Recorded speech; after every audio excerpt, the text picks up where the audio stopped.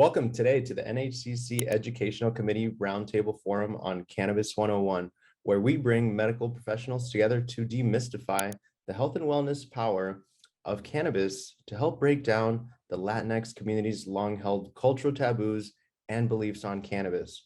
My name is David Sanchez, board member of the National Hispanic Cannabis Council and Cresco Labs' VP of Product Development. Today, we're here with our two other NHCC Board of Directors, Dr. Phil Burns and Dr. Craig Ontell from New York State of Mind. Welcome, guys. Thank you for joining us. Thank you for having us. All right. And I'm your host, David Sanchez. A little introduction about myself. I've been with the NHCC since the inception in March of 2021, where we really thought it'd be great to come out and provide educational pieces and content to the Hispanic community. And this is one of our forums. And so I'm excited to bring this information to you guys as well. Joining me today is Dr. Craig. And Craig actually trained at NYU's Rusk Institute of Rehabilitation.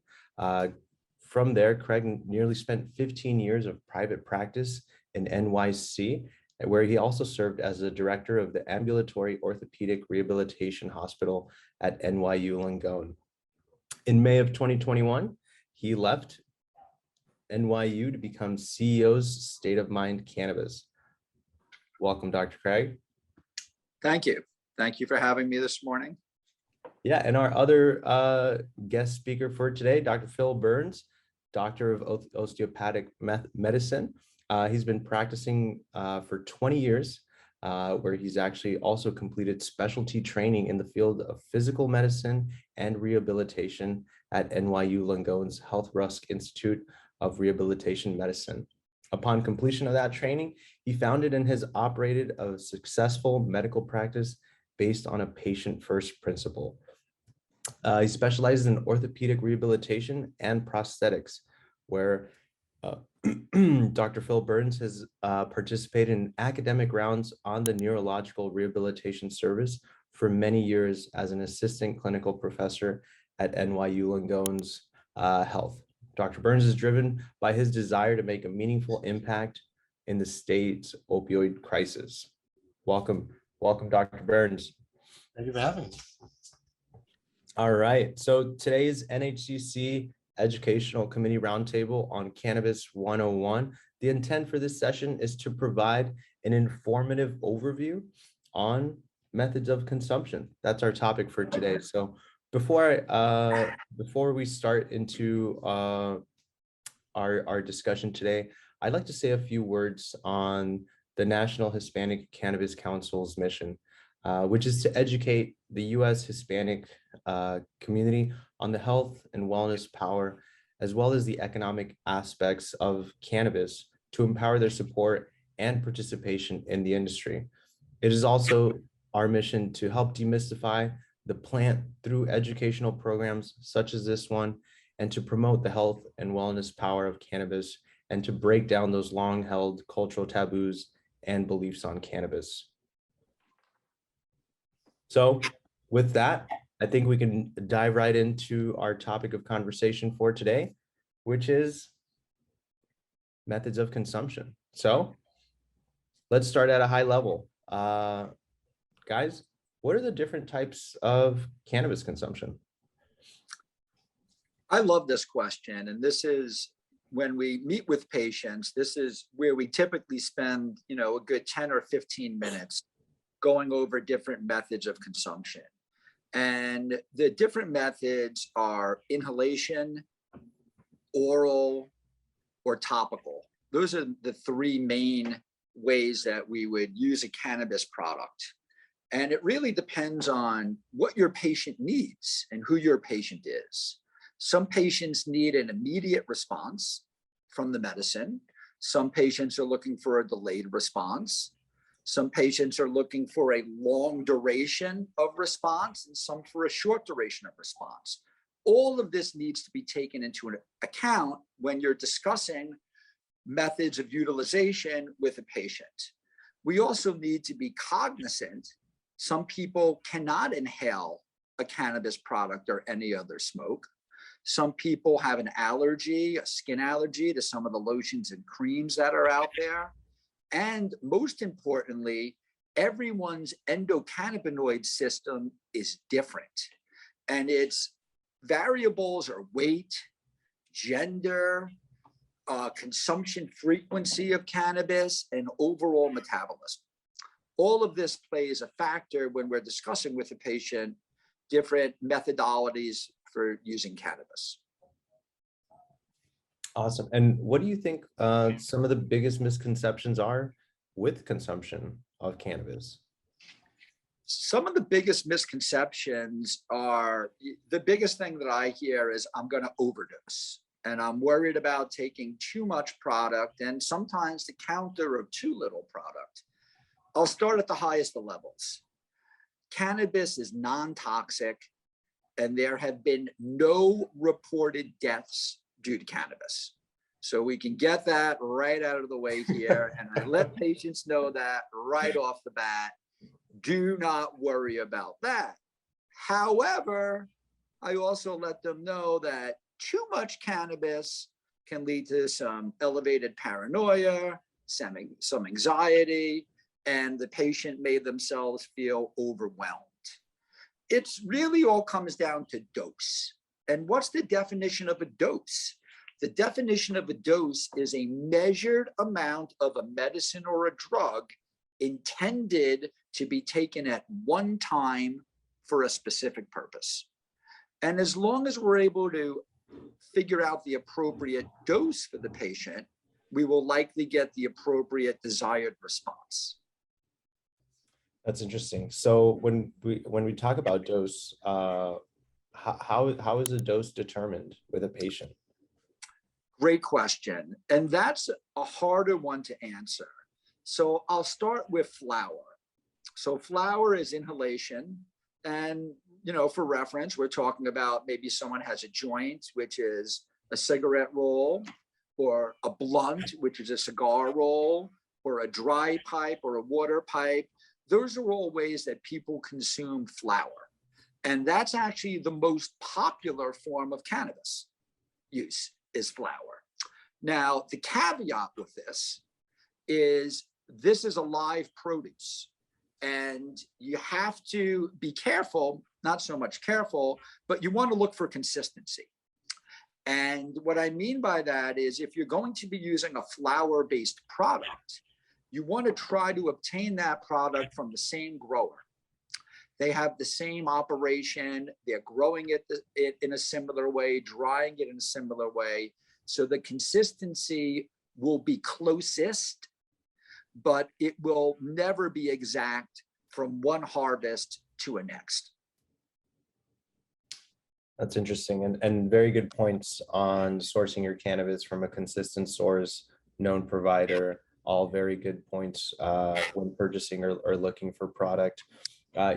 You mentioned that the multiple ways of consuming cannabis.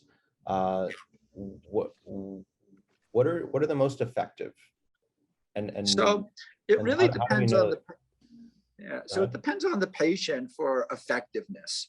If someone's looking for an immediate response, flower or inhalation is best. And with flower or inhalation, you pretty much have an immediate response into the lungs, through the blood-brain barrier. The benefit will last for a few hours, and then the patient might be looking to take more of their medication or some additional product. Then we have concentrates out there, and concentrates are substances where the more desirable properties of the cannabis, for example, the cannabinoids and the terpenes, have been isolated. And when we talk about a concentrate, we have two different types of concentrates. We have a non-active concentrate, which needs to be heated. That's something that would go into a vape pen or a vaporizer type of device. And then we have active concentrates, which go into your edibles, your tinctures, which are drops that go underneath the tongue, or your topical solutions.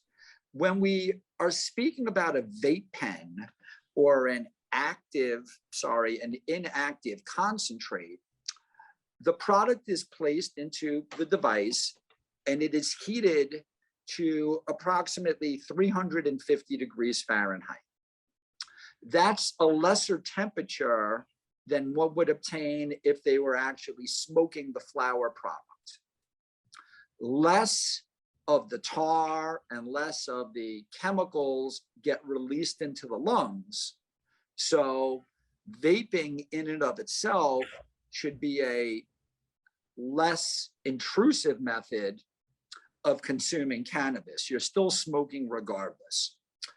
As far as dosing goes, it's very important if someone is inhaling flower, i.e. smoking a joint or a pipe or something, they do not hold it in their lungs. And this is a major misconception I hear from patients all the time. 95% of the THC is released within the first few seconds. So you do not need to hold this in. You should inhale and exhale fairly quickly. Edibles, which I spoke about a minute ago, edibles have a much longer delay of onset. And they last a lot longer too. So what happens with edibles, and we hear this often from patients, is someone gave them a brownie or a cookie, open close quotes, and it was too much. And it lasted all day long, and it really never, 8 hours later, they were still feeling something, and they don't want that to happen again. And it really comes down to an education for the patient. What happens when we ingest this, it goes into the stomach, and it gets metabolized in the liver. So further broken down into the liver, actually into a more potent form of THC that lasts longer. So need to be a little cautious with the edible route, and they also tend to be a little bit more sedating. Topicals, lotions, creams, they're great if you have an isolated issue, meaning you have a knee that's arthritic or swollen or painful. You would apply that topical product right to that swollen joint. You are not getting any cognitive effect at all off of a topical. So when our patients come in who are very sensitive to every medicine they ever take, and they have a small isolated condition, we'll use a topical. Now, patients need to be careful with this. It is very difficult in medicine for us to create a product that effectively penetrates through the skin barrier. Got it? So I was going to mention this before. You must always source your product from a reputable, licensed company, whether it's a topical, especially if it's a vape pen, and Dr. Burns is going to get into that in a minute, or any type of cannabis flower. Please do not step outside of a regulated business. All very good points to hear, and for the folks listening in, couldn't agree more. Oh, so important. And Dr. Burns, did you have some notes on vapes? Yes, I was going to get into the vape crisis, which obviously took the country in 2019, pre-COVID. There was a sudden outbreak of lung injury and even deaths. By 2020, about 60 people had expired and 3,000 people were hospitalized. When the CDC looked into it, they looked at as a contributing agent or a cause was vitamin E oil, which was basically used as a thickening agent for the concentrate. So basically, in the production of a vape product, they take a super concentrated THC CBD product, they thin it out, add additives, and then have to thicken it back up. And the vitamin E oil was used for that. And as that oil gets into the lungs, it's the alveolar where the oxygen is exchanged. it can produce a lipid pneumonia similar to a bacterial pneumonia or a viral pneumonia, which can cause, obviously a temporary issue or even lung damage. As they looked at this more, though, they realized that there was some burning within the lungs, and it looked like there was more than one agent that was contributory in this. And a lot of the flavoring products that were, although FDA approved for oral consumption, weren't that safe when they were burned and inhaled. So it looks like there was sort of a multifactorial approach that led to these lung issues.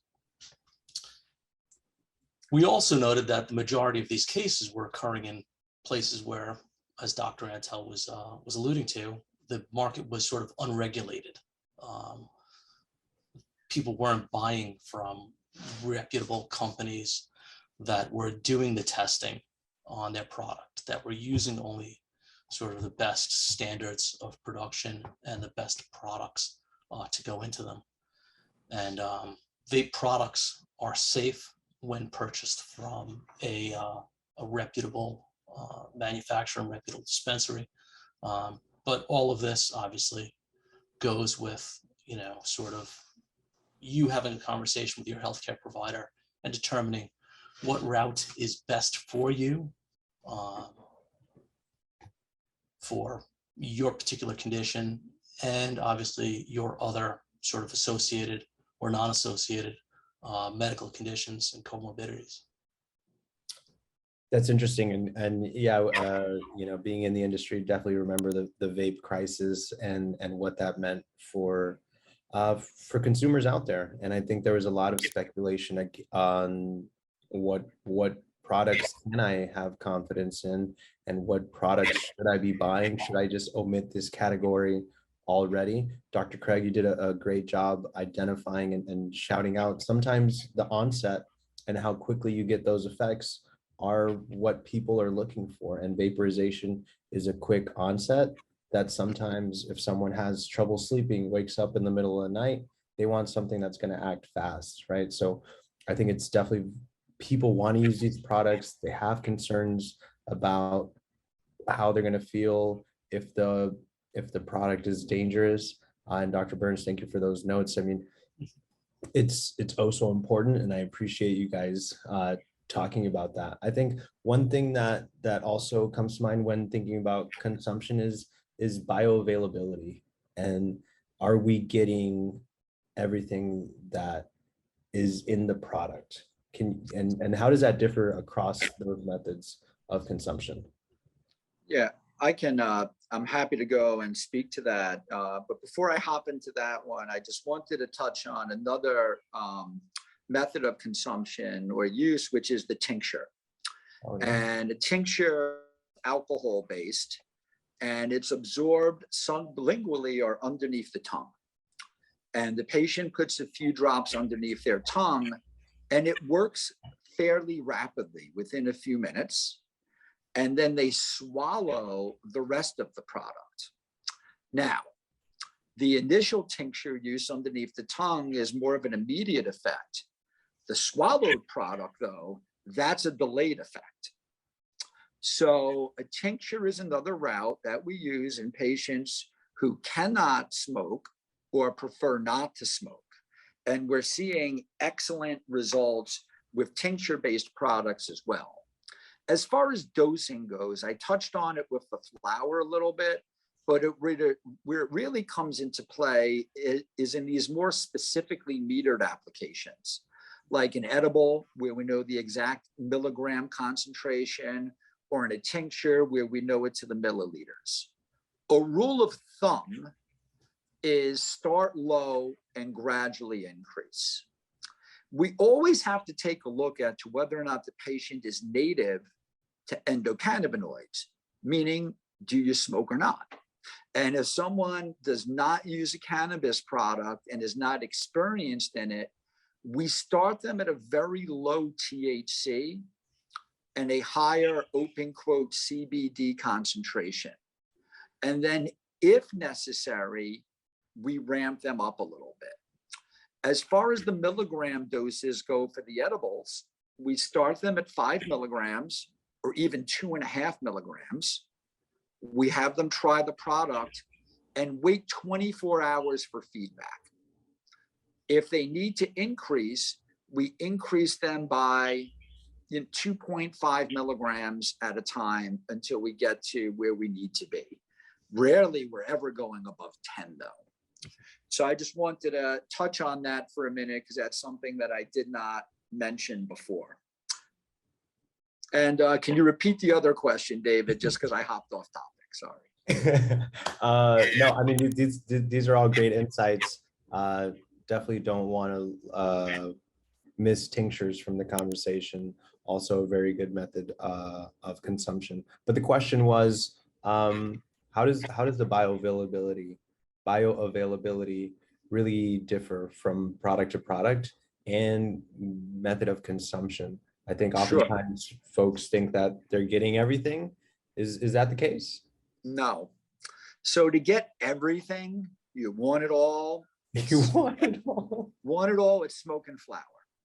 So if you're smoking flower and whether it's in a cigarette type style or in a pipe type style, that product decarboxylates. That's how it breaks down and everything gets released at once. So you get the THC, you get the CBD, those 100+ breakdown products. Here they all are at once. You get everything. The opposite end of that spectrum would be your topical, where it's isolated to a knee or a hand or a shoulder or a wrist. And that person is just applying that lotion, that cream or whatever right to that area. That has the least amount of bioavailability or absorption in the body. And then we're going to go in the middle or in between those two.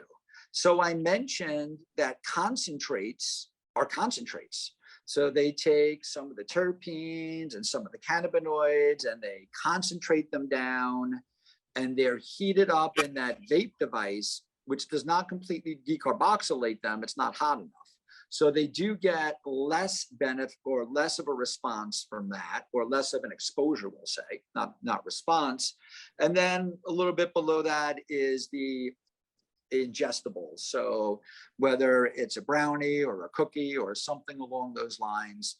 And that really depends upon the person's GI tract and their absorption. So if someone is looking to maximize the bioavailability of the product, then you're saying flower would be the best bet? Flower would give you the maximum bioavailability of the product, taking into account you're getting everything. So if someone is really looking for a certain terpene profile or certain specificity or specifics out of the product, they're not going to find that in flower because everything gets released at once. Got it. And another method of consumption, just switching gears here, is suppositories. Suppositories, absolutely. I can look you all in the eye here and frankly say in the 5 years I've been a cannabis prescriber in New York, I haven't written one, no one's asked. But as a physician, I know a lot of folks cannot take any medicine orally. They just can't for medical conditions and they can't use topicals. And that's where a suppository would come into play. And the availability would likely be similar to that of an ingestible. Interesting to hear that nobody's asked for it. I think oftentimes in my world, people ask, is suppositories the next, big thing? Speaking of the next, glad to hear the demand is. Speaking of the next big thing, if you were to ask me, I'd tell you it's beverages. Yeah. And that's one thing we didn't discuss yet. But beverages work great as far as immediate availability. And beverage, your consumer takes it, they feel the effect relatively quickly. It lasts for a few hours, and beverages, we get a lot of positive feedback on. And And it's you think that's an just, easy method. yeah, do you think It's that's just from the familiarity that people have drinking something like that, or maybe like a syrup kind of NyQuil kind of deal? it's part of the familiarity, absolutely, and it's more just the ease. There's no social stigma to taking a beverage. No one's looking at you. You're not, smoking something. You're literally just having a beverage. Interesting.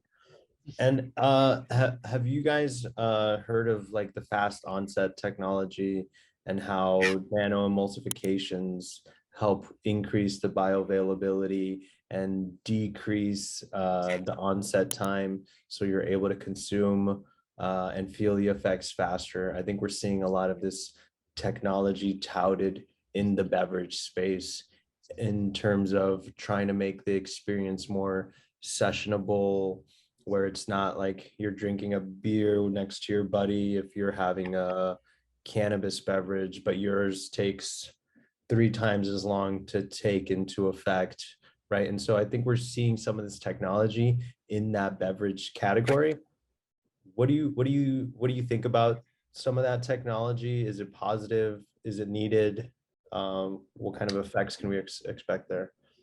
It's positive and it's needed. And as that technology becomes standardized, is the word I want to use, and more widely accepted, and there's right now there's a handful of companies out there that are pushing this forward. And there's a lot of manufacturers that are claiming they're using nanotechnology plus minus. So as this field matures, absolutely. And it's really about the speed of delivery of the product. And if nanotechnology is able to make that frame smaller or expand it out and make it compatible to other methods of delivery, folks will continue to pursue the nanotechnology. Yeah, it's amazing. I think that there's definitely some legs there. I think we have yet to see that standardized perspective on the products, but definitely excited to see some of that.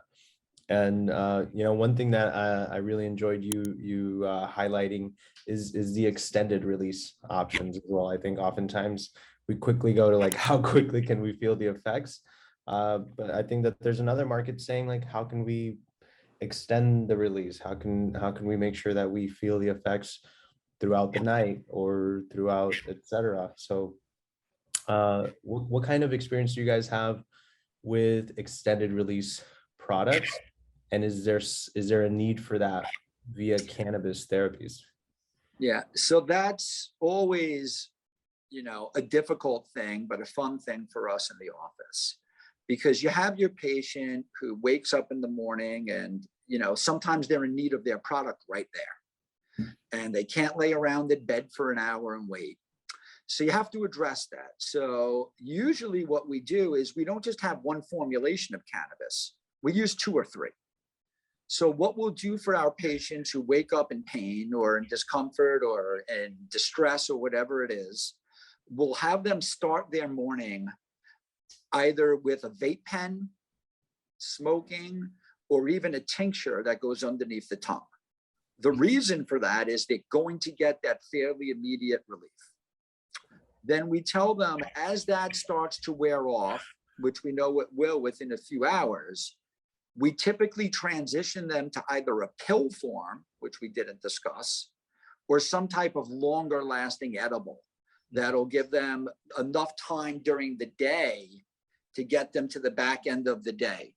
We prefer to use the pill form over the edible because we have more control over the timing of the pill form, and the pill form is not going to break down into that more potent THC and be more sedating. So we start them off with something that's immediate acting. We have them long acting during the day. And then on the back end of the day, we move them to shorter acting again. Typically, if the consumer has had some THC or some cannabis product in them during the day, their sleep tends to be better at night. Mhm. That's so interesting. I think I don't know why I hadn't thought that people could be using multiple types of products as their baseline. but I think that's very analogous to other medications. Yeah, because our goal for the daytime is to have people at work and Yeah. functional. Like, we don't want you sitting there crashing the stock market and doing things because you're not focused. So by having them at a low THC pill and a higher CBD, we tend to not affect them cognitively at all, but they're getting the relief from the medicine they need for their pain, their inflammation, their anxiety, you know, whatever the cause is. And we're getting great results with daytime use. We are. That's awesome. I wanted to double click on the pills conversation. And can you talk to us about the differences between tablets and capsules? Is one better than the other? What kind of experience do you guys have there? It's not a better or a worse. It's different. You know, it's like vanilla ice cream or chocolate ice cream. They're both ice cream. Got it? So, you know, a capsule and a tablet, all of these things have a coating on them. And the coating is really kind of what dictates how that medication is released. So there's extended release medication where that coating takes hours to break down in the GI tract. There's immediate release medicine where that coating breaks down immediately. So it's more of, when you're talking capsule versus tablet, it's more of patient preference. And sometimes someone will come in, they're like, I can't take that horse pill, or I can't take a capsule. It's more personal preference as opposed to, you know, the effect you'll get. I think I would just add, it's sometimes diagnosis specific. So if you're treating nausea, giving something oral might not be the best route.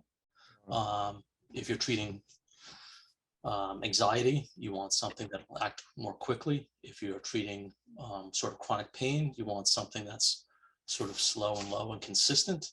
And then other diagnoses the patient may have. So if someone has COPD or asthma, inhalation might not be the best route. Or if someone has, pick another diagnosis, you know? No, Dr. Burns, those are all very great things to consider. Definitely nothing that comes to my mind when I'm thinking of this topic. But as a follow-up question, and I think a question that our viewers are really interested in is, let's talk about our children. And I think the Latinx community often sees the best efficacy, or the best, not sees, but I think the Hispanic and Latinx community have this perception in a positive way when cannabis is able to help children, infants, but there is the taboo there of, but how can we make sure that we're giving them the right method of consumption? What are some of the considerations that you would take when prescribing something to maybe someone who's under the age of 18? Personally, I would avoid all inhalation methods. It's smoking's not good, period. You know, it's just not, no matter what we're smoking, and whether we're vaping or whether we're smoking a cigarette or, you know, anything tobacco or cannabis related. So, you know, as a parent and a physician, no. I would certainly go more, you know, the pill form or the edible form with children, and likely more pill than edible even, just because it is more of a traditional open quotes, close quotes medication. There's no social stigma associated with taking a pill usually, and no one knows what's in that pill. So it's not like your neighbor thinking that you're taking a cannabis pill. And we're also able to fine tune what's in the pill. So, you know, if we're talking seizures or something, God forbid, like, we can really fine tune the pill to what we need. So pill form is best for that. Thank you. And the reason I thought of that was, coming from Colorado, I think one of the big stories that we saw was the efficacy with Charlotte's Web, an 18-to-1 ratio strain, where Charlotte, the young girl, was taking, I believe, a tincture application. Tincture. And we saw great results with her story. but yeah, just wanted to share that and maybe bring that to light for anybody who's listening or watching. Absolutely. And Charlotte's Web was huge, and tinctures a lot of folks use as well. And I'd put that right there with the pill form. I would. It's yes. You know, my advice to everyone always is be smart, and respect your body and be smart. And when we talk about methods of consumption, and Dr. Burns mentioned this before, you need to be very careful what you put in your body. And you must go to a regulated, tested, licensed store to buy your cannabis products. Because the reality is, stuff that's not coming from those stores is not tested, it's not regulated. It could be sprayed with carcinogens. The vape pens you buy could be made with inferior products that are going to leach metals into your lungs, etc. So less is more, dosing wise, like I said before, and be smart and safe and stay within the lanes, and you'll be fine. And my last parting word with that is, because patients, I see this all the time, and I'll use Advil for example, that they took 8 Advils because they thought it would be better than 6. At a certain point, it doesn't make much of a difference anymore making you feel better. You're just going to hurt yourself. Yeah. Same thing with cannabis here. So, use what's prescribed, but don't go way above and beyond, because you're not going to get any additional benefit that you're looking for. Dr. Greg, Dr. Burns, thank you guys for joining us today. Very great insights and great discussion for our viewers today. I think what you guys helped us understand, methods of consumption, how those differ. We highlighted the importance of dosing. We highlighted the importance of therapeutic effects and toxicity. You're not really going to feel much better if you overdo it. And I think we had a great length of conversation on the safety of and protecting the consumer, purchasing from reputable companies, purchasing well-tested products that have gone through the ranks is also important. So thank you guys so much for joining us today. Thank you for all of our viewers and listeners for joining the NHCC forum of Cannabis 101, where we bring these educational topics to the front of the line.